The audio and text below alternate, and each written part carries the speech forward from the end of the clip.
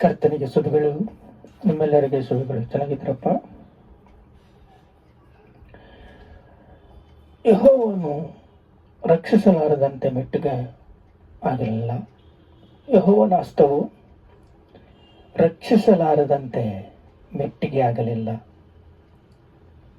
ಇಂದಿನ ದಿವಸ ನಮಗಾಗಿ ಯೇಸು ಕ್ರಿಸ್ತನು ರಕ್ಷಿಸಬೇಕೆಂದು ಅನಾದಿ ಸಂಕಲ್ಪದಲ್ಲಿ ತನ್ನ ಮಗನಾದ ಕ್ರಿಸ್ತನ ರಕ್ತದಿಂದ ನಮ್ಮನ್ನೆಲ್ಲರಿಗೆ ಪಾಪಗಳನ್ನು ತೊಳೆದು ಹಾಕಿ ನಮ್ಮನ್ನು ಪ್ರೀತಿಸಿ ರಕ್ಷಣೆಯನ್ನು ಕೊಟ್ಟಿದ್ದಾರೆ. ರಕ್ಷಣೆ ನಮಗೆ ಬೇಕು. ರಕ್ಷಣೆಯಿಂದ ನಾವು ಬಹು ಸ್ವಾಸ್ಥ್ಯವು ನಮಗೆ ದೊರೆಯುತ್ತೆ, ಪರಲೋಕವು ಆನಂದವು ನಮಗೆ ದೊರೆಯುತ್ತೆ.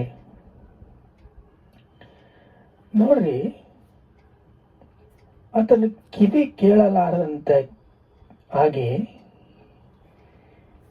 ಕಿವುಡಲ್ಲ, ಆದರೆ ನಿಮ್ಮ ಅಪರಾಧಗಳೇ ನಿಮ್ಮ ದೇವರಿಂದ ನಿಮ್ಮನ್ನು ಅಗಲಿಸುತ್ತಾ ಬಂದಿವೆ. ನಿಮ್ಮ ಅಪರಾಧಗಳು ಯೇಸುವಿನ ರಕ್ತದಿಂದ ಪಾಪ ಕ್ಷಮಾಪಣೆ ದೊರೆಯುತ್ತೆ. ದೇವರೇನು ಹೇಳ್ತಾ ಇದ್ದಾರೆ? ನಿಮ್ಮ ಹತ್ರ ಇದೆ, ನಾನೆಲ್ಲ ಕೊಟ್ಟು ಬಿಟ್ಟಿದ್ದೀನಿ.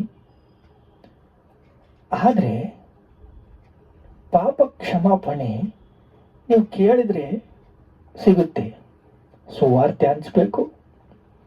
ಸುವಾರ್ತೆ ಹಂಚಿದ್ರೆ ಸುವಾರ್ತೆಯಿಂದ ಬಹು ಬಲಗೊಳ್ತೀರ.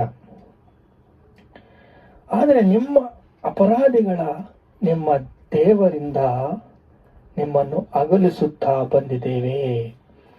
ನಿಮ್ಮ ಅಪರಾಧಗಳು, ನಿಮ್ಮ ಪಾಪಗಳು, ನಿಮ್ಮ ದುಷ್ಕ್ರಿಯೆಗಳು ನಿಮ್ಮನ್ನು ಅಗಲಿಸುತ್ತಾ ಬಂದಿದ್ದೇವೆ. ಯೇಸು ಕ್ರಿಸ್ತನೇ ಒಡೆಯನು.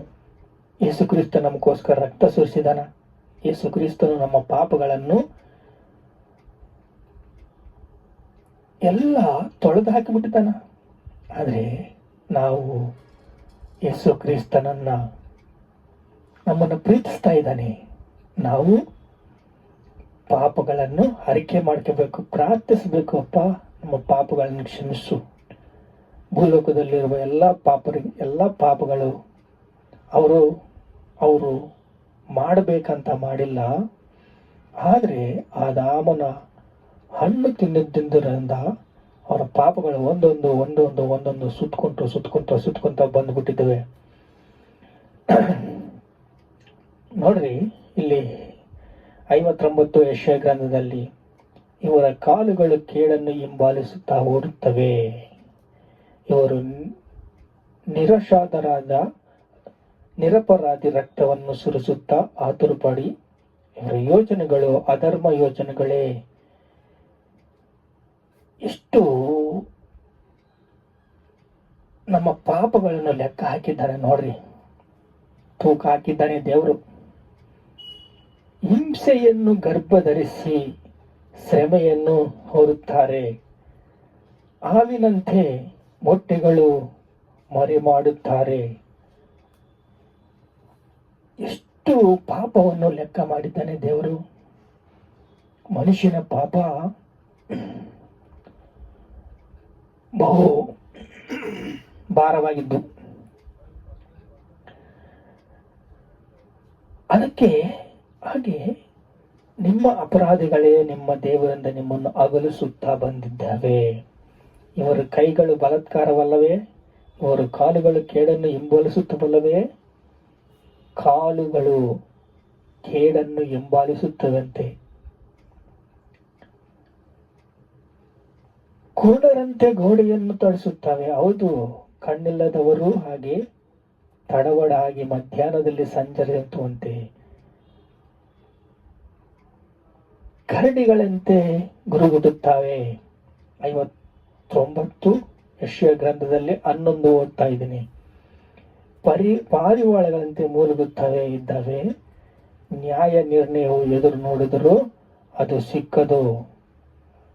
ರಕ್ಷಣೆ ಕಾರ್ಯವನ್ನು ನಿರೀಕ್ಷಿಸಿದರು ನಮಗೆ ದೊರೆಯದು. ಏಕೆಂದರೆ ನಾವು ನಮ್ಮ ತಪ್ಪುಗಳು ನಮ್ಮ ದೃಷ್ಟಾಗಿ ಹೆಚ್ಚಾಗಿ ಬಿದ್ದಾವೆ.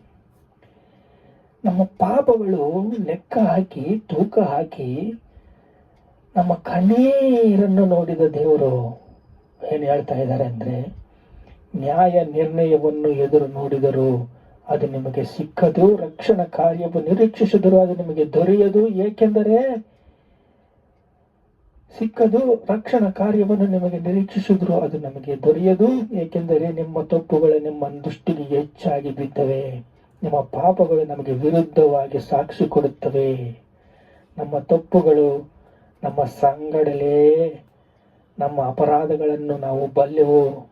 ಹೌದು, ಯೆಹೋವನಿಗೆ ತಪ್ಪಿಸುವುದು ನಡತೆ ಆತನಿಗೆ ಅಳಿಗೆಯಿಂದ ನಮ್ಮ ದೇವರನ್ನು ದ್ರೋಹವನ್ನು ನೋಡಿದ್ದೇವೆ. ಹೃದಯವು ಪೂರ್ವಕವಾಗಿ ಸುಳ್ಳು ಮಾತಾಡುತ್ತಾ ಕಲ್ಪಿಸಿ ಆಡುತ್ತಾವೆ. ಇಷ್ಟು ಲೆಕ್ಕ ಹಾಕಿದರೆ ನಾವು ಎಂದಿಗೂ ತಪ್ಪಿಸ್ಕೊಳ್ಳಕ್ಕಾಗೋದಿಲ್ಲ. ಆದರೆ ದೇವರು ದಯವುಳ್ಳವರು, ತನ್ನ ಮಗನನ್ನೇ ಕಳಿಸಿ ಅವರನ್ನೇ ಒಡೆಯನ್ನಾಗಿ ಮಾಡಿ ಅವರ ರಕ್ತದಿಂದ ನಮ್ಮ ಪಾಪಗಳನ್ನು ಆರೈಕೆ ಮಾಡಿಕೊಳ್ಳೋದಕ್ಕೆ ನಮಗೆ ಸಮಯವನ್ನು ಕೊಟ್ಟಿದ್ದಾರಲ್ಲ. ನಮ್ಮ ಪಿತೃರಿಗೆ ಇಂಥ ಚಾನ್ಸ್ ಇಲ್ಲ. ಏಕೆಂದರೆ ಅವರು ಸತ್ತೋಗ್ಬಿಟ್ರೆ ಪಾಪದಲ್ಲಿ ಸತ್ತೋಗ್ಬೇಕು. ನಮಗೆ ಒಂದು ಬಹಳ ಒಳ್ಳೆ ಸುವರ್ಣ ಕಾಲ ಬಂದಿದೆ ಅಂತ ನಾವು, ಕೃಪಾ ಕಾಲ, ಸುವರ್ಣ ಕಾಲ, ಸೇವೆ ಕಾಲ. ಯೇಸು ಕ್ರಿಸ್ತನನ್ನು ಸುವಾರ್ತೆಯನ್ನು ಕೇಳಿ ರಕ್ಷಣೆ ಹೊಂದಬೇಕಂತ ನಾವು ನಿರ್ಣಯಿಸಿಕೊಂಡ್ರೆ, ಹೃದಯದಲ್ಲಿ ಯೇಸು ಕ್ರಿಸ್ತನು ಹೃದಯದಲ್ಲಿ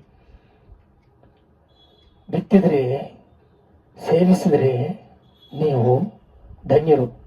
ಏಕೆಂದ್ರೆ ನಿಮಗೆ ರಕ್ಷಣೆ ಸಿಗುತ್ತೆ. ಯೇಸು ಕ್ರಿಸ್ತನಲ್ಲಿ ನಿಮಗೆ ರಕ್ಷಣೆ ಸಿಗುತ್ತೆ.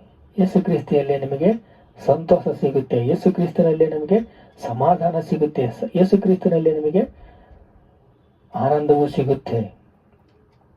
ಪ್ರಾರ್ಥನೆ ಮಾಡ್ಕೊಳ್ಳೋಣ. ತಂದೆ, ಯೆಹೋವ ಹಸ್ತವು ರಕ್ಷಿಸಲಾರದಂತೆ ಮೆಟ್ಟಿಗಾಗಿಲ್ಲ, ಆತನ ಕಿವಿಯು ಕೇಳಲಾರದಂತೆ ಕಿವುಡಲ್ಲ.